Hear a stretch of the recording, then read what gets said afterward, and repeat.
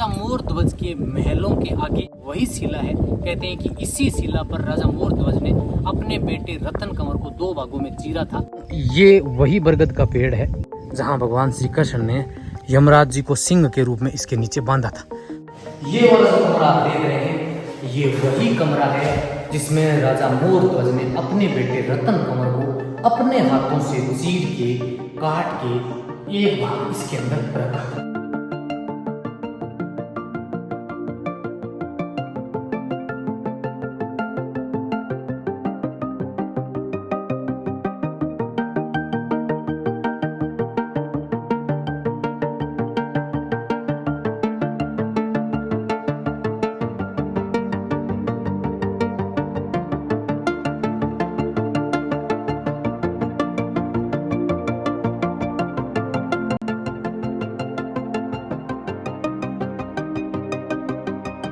Hello, Ram Ram, नमस्कार, खम्मागणी साथियों। मैं डीपी पारिक आप सभी का एक बार फिर से स्वागत करता हूं। एक नए वीडियो में आप सभी का स्वागत है। और आज मैं जो आपको कहानी बताने जा रहा हूं वो वाकई हैरान करने वाली है। राजा मोर ध्वज की कहानी आप सभी ने सुनी होगी। आज से करीबन 6000 वर्ष पहले यह कहानी महाभारत युग से जुड़ी हुई है। राजा मोर ध्वज जिन्होंने अपने इकलौते बेटे रतन कंवर को अपने खुद के हाथों से चीर के भगवान श्री कृष्ण के थाल में पेश किया था। ये उन्हीं का नगर है जो पीछे की ओर आप देख रहे हैं। ये राजा मोर ध्वज के महल हैं। तो आज के इस वीडियो में अपने राजा मोर ध्वज के महलों को एक्सप्लोर करेंगे। मैं आपको यहाँ की पूरी कहानी बताऊंगा, यह स्थान कहाँ पड़ता है और इस स्थान का क्या पौराणिक महत्व है, सभी चर्चा करेंगे अपने। आइए चलते हैं पहले राजा मोर ध्वज के महलों में और देखते हैं आज उनकी हालत कैसी है। साथियों, पहाड़ी के ऊपर से आप देखेंगे तो ये है राजा मोर ध्वज का महल। ये नीचे की ओर का गांव है, इसे कहते हैं मोरा गांव। और यहाँ बना हुआ है राजा मोर ध्वज का ये गढ़, इसीलिए इसे कहा जाता है गढ़मोरा। यानी आज इस स्थान को गढ़मोरा के नाम से जाना जाता है।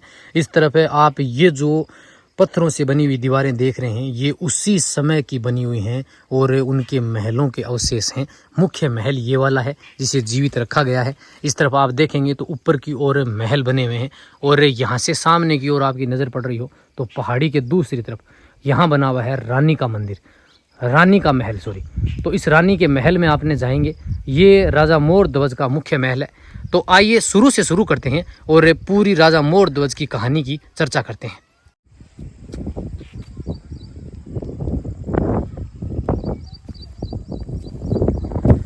साथियों, ये है नीचे का गढ़मोरा गांव और आप इस तरफ से करीबन 1000 के समथिंग सीढ़ियां चढ़ के ऊपर की ओर आएंगे। नीचे की ओर ये भगवान श्री देवनारायण जी का टेंपल बना हुआ है और यहाँ नीचे बना हुआ है वो कुंड जिसे राजा मोर ध्वज का कुंड कहा जाता है, जिसमें बिल्कुल दिसंबर के महीने में भी पानी जो है वो बिल्कुल गर्म रहता है।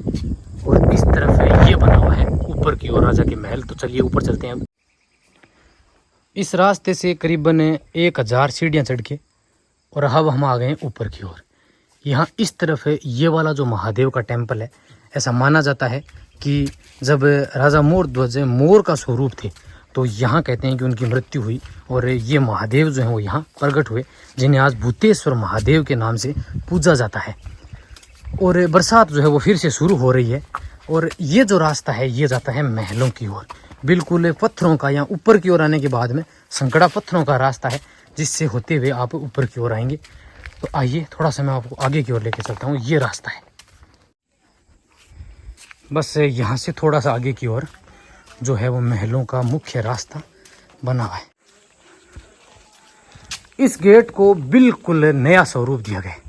चारों ओर आप देखेंगे तो पत्थर जो हैं उनको बहुत ही सुंदर रूप देके और सुंदर इसमें प्रवेश करने का रास्ता बनाया गया है। बिल्कुल ऊंची दीवारें बनाई गई हैं और फिर आप प्रवेश करेंगे महाराजा मोर ध्वज के महलों के आगे की ओर। जी हाँ, अब हम आ गए हैं राजा मोर ध्वज के महलों के आगे।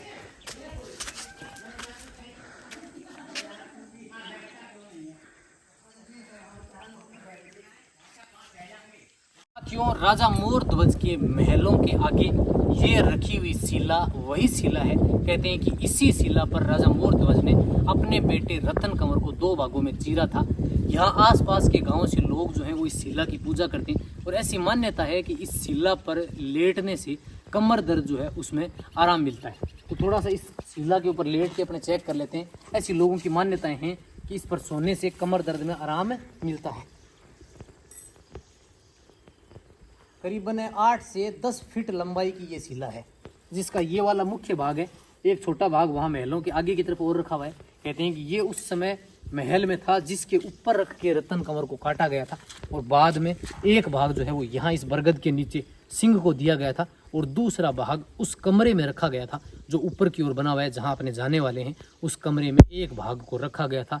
वो कमरा आज भी यहाँ बना हुआ है। ऐसी मान्यता है कि ये बरगद का पेड़ उसी बरगद के पेड़ की जड़ों से बना हुआ है, जिसके नीचे यमराज जी यानी सिंह को राजा भगवान श्री कृष्ण और अर्जुन ने बांधा था। और महलों की बात करें तो ये है महलों के आगे का भाग। इस तरफ का महल 2 मंजिला है। वो कमरा इस ऊपर वाले के अंदर बना हुआ है, जिसमें रतन कंवर का एक भाग को रखा गया था। और इस शिला को चमत्कारी बताया जाता है। ऐसी मान्यता है कि इस शिला पर लेटने मात्र से कमर दर्द ठीक होते हैं। और इस शिला के ऊपर आप पढ़ सकें तो लिखा हुआ है कि इस शिला पर श्री रतन कंवर को चीर के 2 भागों में रखा गया। हालांकि नीचे का मिट गया और लिखा गया है इसके ऊपर। तो इस तरफ से अपने आए हैं। अब मैं आपको ये बरगद के पेड़ जो है वो इसके नीचे की तरफ लेके चलता हूँ, जहाँ की मान्यता है। हालांकि सुबह से बारिश हो रही है झमाझम, तो यहाँ का नज़ारा वाकई देखने लायक है। और इसके ऊपर एक शिलालेख लगा हुआ है, तो मैं दिखाऊँ आपको। तो ऊपर की ओर अगर आप पढ़ सकते हैं तो ये लिखा हुआ है 5,500 वर्ष। इसके नीचे भगवान श्री कृष्ण अर्जुन यमराज जी ने विश्राम करने पर राजा श्री मोरध्वज की परीक्षा ली, और इस पर कुल्हाड़ी नहीं चलावे, भागीदार पाप के भागीदार नहीं बने। ये ऐसा लिखा हुआ है इसके ऊपर।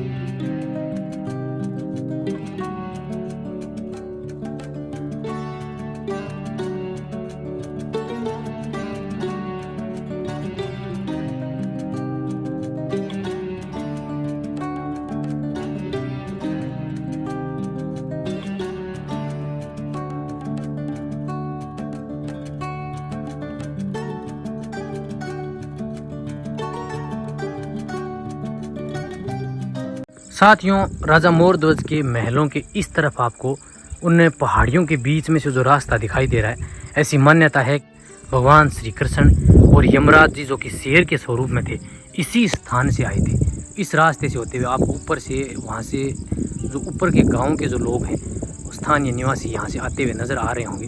तो कहते हैं कि इसी रास्ते से होते हुए वो नीचे की ओर आए और यहाँ ऊपर की ओर इस स्थान पर रुके थे।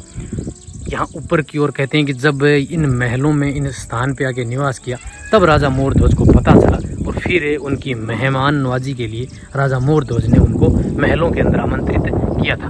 बारिश एक बार फिर से शुरू हो गई है, और सुबह से ही बारिश हो रही है। और इसी राजा मोरध्वज के महलों की ओर बना हुआ है यहाँ दूसरी ओर एक झरना बना हुआ है। तो उस झरने को ऊपर भी अपने चलने वाले हैं। तो आइए अब अपने चलते हैं थोड़ा ऊपर की ओर, और फिर देखते हैं कि ऊपर से ये महल कैसे नजर आते हैं। ये है राजा मोरध्वज के महलों में प्रवेश करने का मुख्य रास्ता, मुख्य गेट। उस समय ये वाला था महलों में एंटर करने का। आइए अंदर की ओर आइए और चलते हैं अंदर की ओर, देखते हैं ये वाला जो महल है ना, ये इसका गेट वगैरह बिल्कुल अब बनाया गया है। और अगर आप यहाँ इनको देखने आते हैं तो यहाँ लोगों ने नाम वगैरह लिखे हैं, तो इन सब चीज़ों को ना करें। इनका जीर्णोद्धार जो है वो बहुत लंबे अरसे से हुआ है। साथियों, ये हैं लकड़ी के बने हुए गेट, जो कि बिल्कुल अब बनाए गए। आगे की ओर आइए। अब जो है वो इन महलों को बहुत सुंदर बनाया गया है। बिल्कुल इन दीवारों को खूबसूरत रूप देके और महल को संवारने का काम किया गया है। आगे की ओर आइए।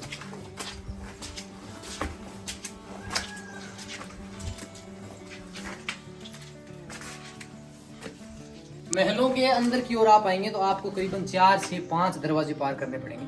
तो अब हम नीचे के महलों को पार करते हुए हाइट पे आते जा रहे हैं। सुबह से बारिश हो रही है और अब आ गए महलों के प्रवेश करने के अंदर के महलों के दूसरे दरवाजे। अंदर की ओर एक महल का रास्ता जो है वो इस तरफ बना हुआ है। हालांकि ये वाला छोटा सा कक्ष है, और ये वाला जो महल है ना, इसका दरवाजा देखिए। और यहाँ भी है ना, पूरी दीवार के ऊपर लोगों ने नाम ही नाम लिख रखे हैं। आइए अंदर की ओर। फिर यहाँ अंदर की ओर एक कमरा बना हुआ है, ये कमरा बना हुआ है, छोटा कमरा है ये वाला भी, और इस तरफ है फिर एक कमरा यहाँ बना हुआ है।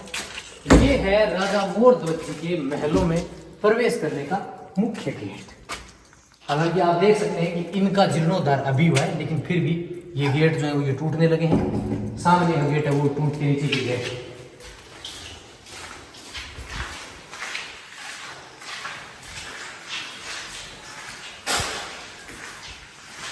अब हम आ गए हैं राजा मोरध्वज के महलों के मुख्य अहाते के अंदर। ये वाला जो है स्ट्रक्चर वो उस समय इस महल का मुख्य भाग था। यहाँ ऊपर की ओर वो कमरा बना हुआ है जिसमें राजा मोरध्वज ने अपने बेटे रतन कंवर को 2 भागों में चीरा था। अब मैं इस महल के अंदर आपको वो स्थान दिखाता हूँ जिसमें कैदियों को उस समय बंदी बनाया जाता था। तो वो जेल बनी हुई है, उस जेल के अंदर काल कोठरी बनी हुई है जिसे हम कहते हैं काला पानी की सजा। तो आइए, ये वाला स्थान है जो जेल के रूप में है। बिल्कुल इसका छोटा सा दरवाजा है, अंदर की ओर लाइट ऑन करने होगी। ये है अंदर का कमरा। हालांकि पूरे के अंदर अब जो है ना चमगादड़ है, इसके अंदर चमगादड़ है। और सामने की ओर एक आपको सुरंग सी नजर आ रही होगी, यहाँ से देखिए। तो ये है वो काल कोठरी का कमरा। बाहर की ओर चलते हैं साहब, चमगादड़ बहुत ज्यादा है। 2 कमरे नीचे बने हुए हैं, एक कमरा यहाँ है और एक कमरा इस तरफ और बना हुआ है। अब चलते हैं अपने ऊपर की ओर उस कमरे में। साथियों, अब अपने राजा मोरध्वज के महल के उस कमरे में जा रहे हैं जिसमें राजा मोरध्वज और उनकी पत्नी ने अपने हाथों से अपने इकलौते बेटे रतन कंवर मकरध्वज को चीर के 2 भागों में किया। एक भाग यमराज जी के सामने सिंह के सामने रखा था, दूसरा भाग इसी कमरे में रखा गया था। थोड़ा सा अंदर की ओर आइए, ये वाला स्थान इसके अंदर है। यहाँ उस समय का एक शिलालेख भी लगा हुआ है। ये वाला कमरा है जिसे अब हालांकि बढ़िया बनाया गया है, इसका जीर्णोद्धार। ये वाला जो कमरा आप देख रहे हैं ये वही कमरा है जिसमें राजा मोरध्वज ने अपने बेटे रतन कंवर को अपने हाथों से चीर के काट के एक भाग इसके अंदर रखा। जी हाँ, ये वाला कमरा है, छोटा कमरा है और इसी के अंदर उस समय राजा मोरध्वज ने अपने बेटे को रखा था। ये है वो कमरा, देखिए बिल्कुल छोटा सा कमरा है और इसका भी जीर्णोद्धार किया गया है। ये उस समय रोशनी करने के लिए जो है आड़े बनाए गए हैं और इसमें ही अपने एक बेटे का एक भाग जो है वो रखा था। इसमें प्रवेश करने के 2 भाग हैं। दूसरी ओर आप इस तरफ से भी आ सकते हैं। ये वाला जो है वो इस तरफ से यहाँ से कनेक्टेड है। ये बाहर का बरामदा है, हालांकि ये पूरा खुला है। यहाँ से यहाँ एक शिलालेख लगाया गया है जिसको हालांकि वो टूट गया है। अब इसके ऊपर कुछ लिखा गया है लेकिन यहाँ हमें बिल्कुल समझ में नहीं आ रहा। इसके जीर्णोद्धार के बारे में लिखा गया है शायद, तो एक बार जरूर पढ़ने का प्रयास करें। महाभारत युद्ध के बाद की बात है ये। भगवान श्री कृष्ण ने अपने गले के अंदर एक माला पहन रखी थी जिसमें बड़े बड़े मणि थे। कहते हैं कि अर्जुन ने पूछा कि ये मणि जो है वो किसके हैं, तो श्री कृष्ण जी ने बताया कि ये मेरे जो दास हैं, मेरे भक्त हैं, उनकी मणि है। तो अर्जुन ने कहा कि इसमें सबसे बड़ा मणि जो है वो तो मेरा ही होगा। लेकिन भगवान श्री कृष्ण ने मना किया कि नहीं, ये आपका नहीं है, आपसे भी बड़े भक्त और बड़े दास मेरे लिए हैं इस धरती पे। कहते हैं कि जब अर्जुन ने इस बात को स्वीकार नहीं किया तब भगवान श्री कृष्ण जो हैं वो यहाँ धरती लोक पे अर्जुन को लेके आए। कहते हैं कि उस समय यह स्थान राजा मोरध्वज का था, जहाँ राजा मोरध्वज, उनकी प्रजा, उनकी रानी और उनका इकलौता बेटा जिसे राजा मकरध्वज या रतन कंवर के नाम से जाना जाता है। कहते हैं कि भगवान श्री कृष्ण अर्जुन और यमराज जी को शेर के रूप में इस पहाड़ी में पीछे की ओर रास्ता है उस तरफ से नीचे की ओर आए और कहते हैं कि साधु का वेश बना के आए। राजा को जब इस बात का पता चला कि हमारे नगर में साधु आए हैं तो उन्होंने साधु को अपने दरबार में बुलाया, नगर में बुलाया और कहा कि आइए और हमारे यहाँ भोजन कीजिए। कहते हैं कि भगवान श्री कृष्ण ने शर्त रखी कि हम भोजन तभी करेंगे जब आप अपने इकलौते बेटे को आरी से चीर के और हमारे सिंह को भोजन कराओ। तो कहते हैं कि राजा और रानी ने आपसी विचार विमर्श किया और इस बात को स्वीकार किया कि ठीक है, ऐसा ही किया जाएगा, क्योंकि उनका मानना था कि घर आए हुए साधु जो हैं वो कभी भी भूखे नहीं जाने चाहिए। कहते हैं कि बिल्कुल ऐसा ही किया गया और 5 थाल के अंदर भोजन सजाया गया।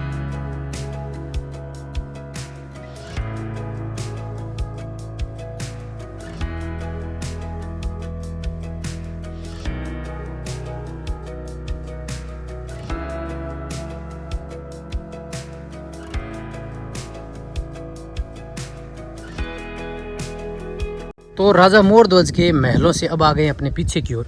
अब मैं आपको पीछे की ओर बने हुए जो महल हैं उनको दिखाता हूँ। इस तरफ है उस समय अस्तबल सैनिकों के लिए घोड़े बांधने के अवशेष थे, और इस तरफ है यहाँ एक महल बना हुआ है। सामने की ओर आप यहाँ से नजर डालेंगे तो यहाँ इस तरफ मंदिरों की श्रृंखला बनी हुई है, और आगे की ओर आपको कुछ एक शिवालय जो है वो नजर आने वाला है, और फिर एक टेम्पल जो है वो बिल्कुल कॉर्नर पे बना हुआ है। ऐसा माना जाता है कि यहाँ जो शिवालय बना हुआ है उसके ऊपर सोने का गुम्बद लगा हुआ था, लेकिन अब वहाँ कुछ नहीं है, पूरा का पूरा खंडर दिखाई देगा आपको।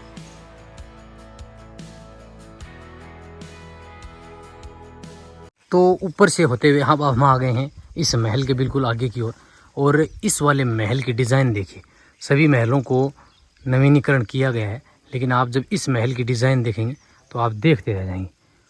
उसी समय की बारीक डिज़ाइन जो है वो इन पत्थरों में की गई है, और ये पत्थर भी उसी समय के दिखाई दे रहे हैं। आइए इन महलों के अंदर की ओर चलते हैं, और अंदर से मैं दिखाता हूँ। यहाँ ताऊ जी और ताई जी हैं जो बकरियां चल रहे हैं। ताऊ जी, कौन सा गाँव है आपका? यही गाँव है भाई, यही से हमारा गाँव का गढ़मोरा। गढ़मोरा।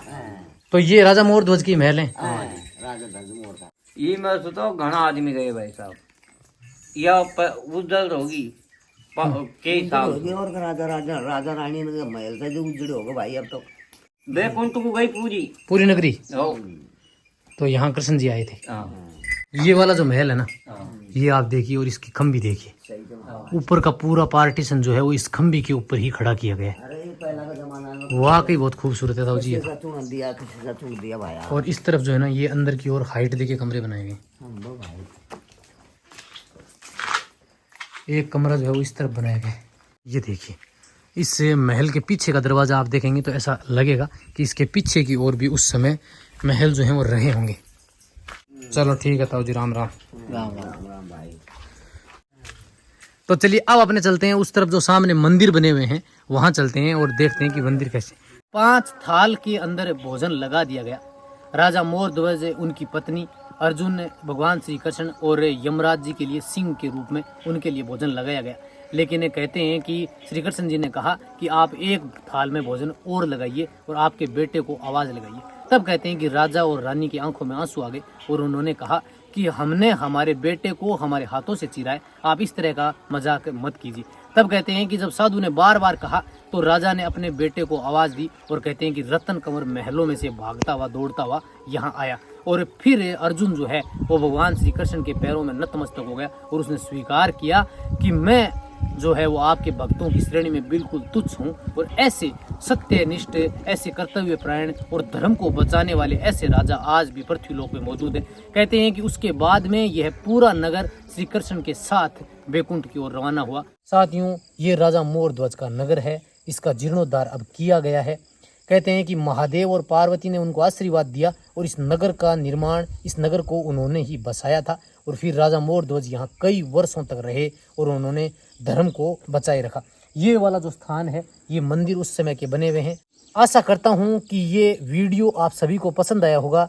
साथियों, अगर आपको ये व्लॉग पसंद आता है तो राजा मोरध्वज का जयकारा जरूर लगाएं, और अगर आपको मौका मिलता है तो आप यहाँ जरूर आएँ। यह स्थान राजस्थान के गंगापुर सिटी जिले में और गढ़मोरा नामक गांव में बना हुआ है, जो कि गंगापुर सिटी मुख्यालय से करीब 70 किलोमीटर, दौसा से करीबन 70 किलोमीटर दूर है।